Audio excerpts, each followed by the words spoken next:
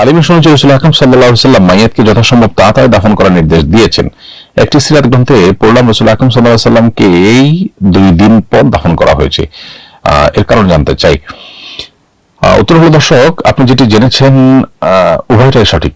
অর্থাৎ পরের যেটা তথ্য দিয়েছেন যে নবী করিম সাল্লাল্লাহু আলাইহি ওয়াসাল্লামের মৃত্যুর সাথে সাথে দাফন হয়নি, বরং তার দাফন বেশ খানিকটা দেরি করে হয়েছে, এটা যেমন সত্য।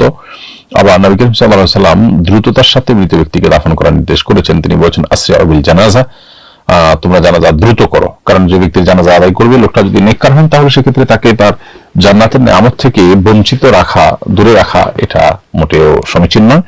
আর যদি তিনি বদকার হয়ে থাকেন তাহলে সেক্ষেত্রে দুনিয়ার মানুষকে মুক্ত দেওয়ার জন্য তাকে দ্রুত কবরস্থ করা উচিত।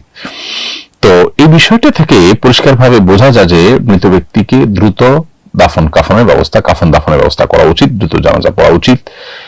এটাই হলো মৌলিক নির্দেশনা। নবী করিম সাল্লাল্লাহু আলাইহি ওয়াসাল্লামটা দেরি হয়েছে কারণ তার কিছু ওজর ছিল। প্রথমত নবী করিম সাল্লাল্লাহু আলাইহি ওয়াসাল্লাম এর কাফনের কাজটা দেরি হওয়ার কারণ ছিল সাহাবায়ে কেরাম অনেকে এত বেশি শোকে মুহ্যমান ছিলেন যে অনেকে বিশ্বাসই করতে পারছিলেন না যে তিনি মারা গেছেন।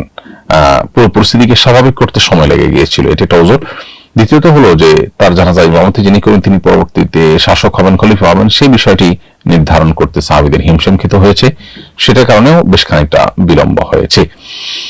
আবার নবী সাল্লাল্লাহু আলাইহি ওয়াসাল্লামের সিদ্ধান্তটা অনেক গুরুত্বপূর্ণ সিদ্ধান্ত। কোথায় দাফন করা হবে, কবর কেমন হবে, জানাজা ইমামতি করবে কে, এই বিষয়গুলো সিদ্ধান্ত নিতে গিয়ে একটু সময় লেগেছে। সাধারণত প্রত্যেকটা মানুষের মৃত্যুতে এই ধরনের ইস্যু থাকে না, যার কারণে কমন নির্দেশনা সেটাই যেটা আমাদের সবাইকে মেনে চলতে হবে। আর নবী করিম সাল্লাল্লাহু আলাইহি ওয়াসাল্লামটা যেটা দেরি হয়েছে সেটা বেশ কিছু ওজর, বেশ কিছু কারণে দেরি হয়েছে মূলত।